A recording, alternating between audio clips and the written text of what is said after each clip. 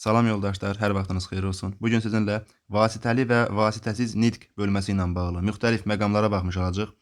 Mövzunun izahını müəllifi olduğum vəsaitdən sizə təqdim edəcəm. Onu da qeyd edim ki, vəsaitdən bütün mövzuların xırdalıqlarına qədər müxtəlif məqamlar yer alır. Əldə etmək üçün 050 652 48 15 nömrəsi ilə əlaqə saxlaya bilərsiniz. Qiymət 15 manat olacaq. Həmçinin də onlayn dərslərimizə qoşulmaq üçün də nömrəyə yaza bilərsiniz. Qeyd edim ki, bizimlə hazırlaşanlara vəsait ödənişsiz təqdim olunur. Gəlin başlayaq. Vasitəli nitq budaq cümlə şəklində formalaşır və müəllifin sözlərindən sonra verilir. Vasitəli nitq əsasən tabeli mürəkkəb cümlə formasında olur. Vasitəsiz nitq vasitəli nitqə çevrilərkən isə dırnaqlar, tire işarəsi atılır. Ki bağlayıcısından istifadə olunur. Əsasən şəxs vəzifələri də burada dəyişdirilir. Məsələn, Qüdrət müəllim dedi ki, şagirdlər diqqətli olsalar nəticələri daha da möhtəşəm olacaq. Bu oldu bizim vasitəli nitqimiz. Vasitəsiz nitqdə xitab varsa, o adətən müəllifin sözlərinin içərisində verilir. Vasitəsiz nitqdə başqasının nitqi olduğu kimi heç bir dəyişiklik edilmədən verilir. Vasitəsiz nitq olan cümlələr iki hissədən ibarət olur. Müəllifin sözlərindən şərti olaraq M hərfi ilə və vasitəsiz nitqdən ibarət olur. Bu da V hərfi ilə demək bizə təqdim olunur. Vasitəsiz nitq müəllif təhkiyəsinə daxil olduqda dırnaqlar arasında, dialoq şəklində verildikdə isə tire ilə verilir. Gəlin baxaq. Rasim dedi, cavabları cavab kartına düzgün köçürün. Bu oldu müəllif təhkiyəsinə daxil olan vasitəsiz nitq və görürsünüz dırnaqlar içərisində verilib. Bax. Var burada da. Rasim dedi, cavabları cavab kartına düzgün köçürün. Baxın, burada görürsünüz tire işarəsindən istifadə olunub, dialoq şəklində verildiyi üçün. Burada bir məqam sizin diqqətə çatdırım. Vasitəsiz nitqdə durğu işarələrinin sayını bizdən soruşanda, burada buna bir durğu işarəsi, buna da bir durğu işarəsi deyib, yəni o dırnağa da 2 dənə saymayın. Dırnaq bir durğu işarəsi kimi hesab olunur, sayılır. Aydındır, vasitəsiz nitq 5 vəziyyətdə işlənir. Gəlin baxaq görək hansı məqamlar var. Müəllifin sözlərindən sonra. Demək, vasitəsiz nitq müəllifin sözlərindən sonra gələndə, müəllifin sözlərindən sonra qoşa nöqtə qoyulur. Vasitəsiz nitqi isə dırnaq içərisində verilir. Gəlin nümunəyə baxaq. Əli dedi, anar geri dönməyəcək. Baxın, Əli dedi ifadəsi müəllifin sözüdür. Anar geri dönməyəcəksə vasitəsiz nitqdir və dırnaq içərisində verilir. Müəllifin sözlərindən əvvəl vasitəsiz nitq veriləndə vasitəsiz nitq dırnaq içərisində veriləcək. Ondan sonra tire işarəsi qoyulacaq. Aydındır. Burada buna defis demək olmaz ha. Defis ayrı şeydir. Evə niyə gec gəlibsən? Deyə anası soruşdu. Bu cümlədə sual işarəsi var deyə dırnaqdan sonra vergül qoyulmaz. Baxın, burada sən bu hissəyə vergül qoya bilməzsən. Çünki burada sual işarəsi var. Tutaq ki, nida olsaydı, yenə də burada vergül qoymayacaqydıq ha. Aydındır, bu məqam düşən məqamlardan biridir. Diqqətli olmaq lazımdır. Bax, görürsünüz, burada yazmışam. Yazmışam. Nida olsaydı, vergül qoyulmazdı. Əlavə olaraq qeyd edim ki, sual, nida, 3 nöqtə, vasitəsiz nitqdə dırnaq daxilində veriləcək. Nə dedik? Sual, nida, 3 nöqtə, vasitəsiz nitqdə, bu vasitəsiz nitqimizdir. Dırnağın daxilində, görsən, dırnağın daxilində sual verilir. Nida da olsa dırnaq daxilində olacaq, 3 nöqtə də olsa dırnaq daxilində olacaq. Dırnaqdan kənar verə bilmərik. Müəllifin sözlərinin arasında vasitəsiz nitq gələndə görək necə olurdu? Baxaq, demək, birinci müəllifin sözü gələndə qoşa nöqtəmizi qoyacaq.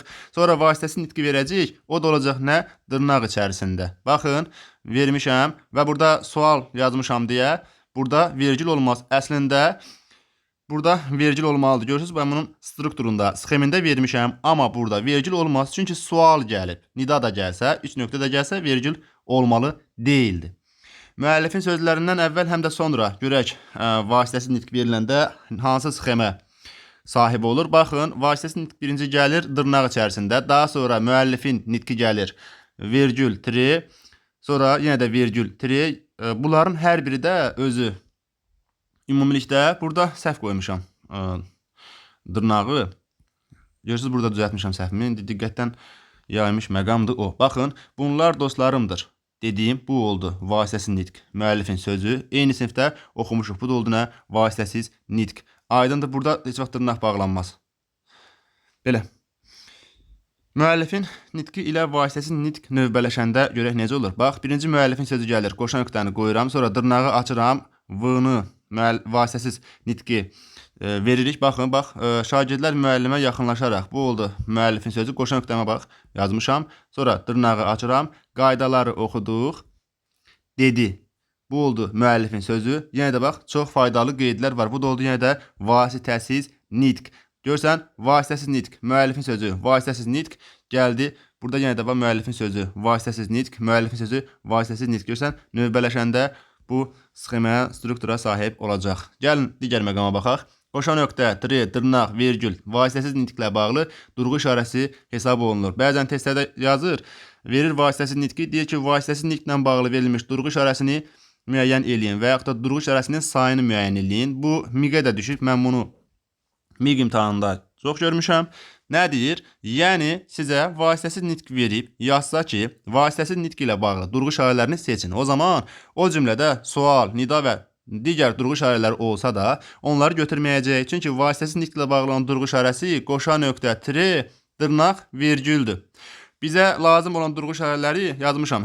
Qoşan nöqtə, tire, dırnaq, vergül olacaq. Məsələn, Anar dedi, sən də gələcəksən cümləsində vasitəsiz nitq ilə bağlı olan durğu işarəsi qoşan nöqtə və dırnaq olacaq. Baxaq, biri bu, bir də dırnaq. Aydındır, dırnaq da 2 dənə deyil ha, bir dırnaqdır, bir dırnaq da sayılacaq. Yəni burada 1, burada 1, 2 dənə saymayacaq. Aydındır. Nə oldu? Demək, burada vasitəsiz nitqlə bağlı durğu işarəsi nə oldu? Qoşan nöqtə və dırnaqlar.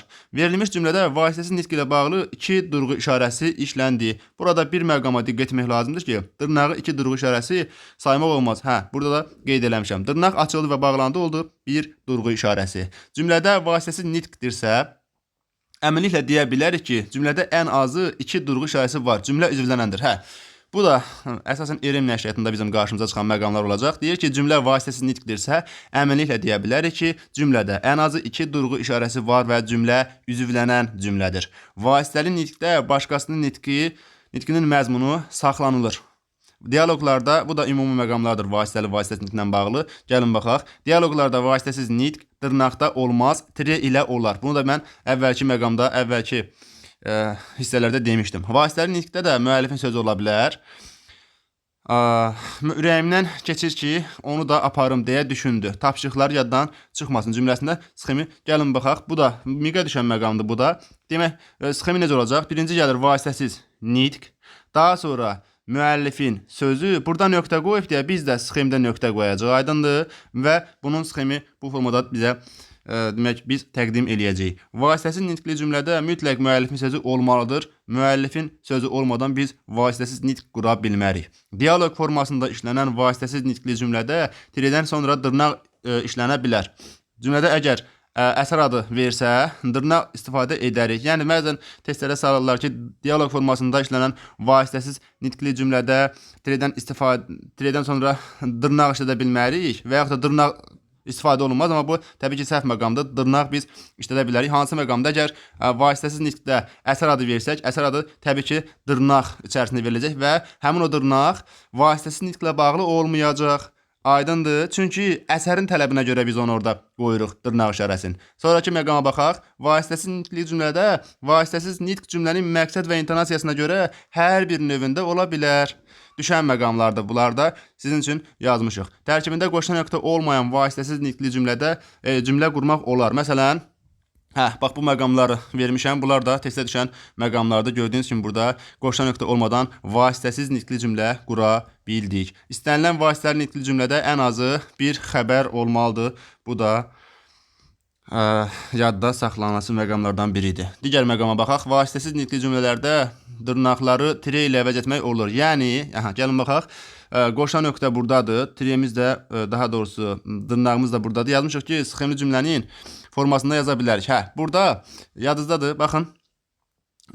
Tireni demək, dırnağı görürsünüz, burada dırnaq verilib. Bu dırnaqları biz tire ilə əvəz eləyə bilər. Yəni, dırnağı atarsan, dırnağı yerinə burada tire də yazmaq olar. Aydındır. Burada görürsünüz, onun formasını vermişəm. Vasitəsiz nitqli cümlədə dırnaqla yanaşı qoşan nöqtə demək, qoşan nöqtəni də tire ilə əvəz etmək olar. Yəni burada qoşan nöqtəni də tire ilə əvəz edə bilərsən. Aydındır, əvəz eləmək olar, heç bir sıxıntısı yoxdur. Məndən bugünlük bu qədər. Özünüzə yaxşı baxın. Növbəti paylaşımlarda görüşək.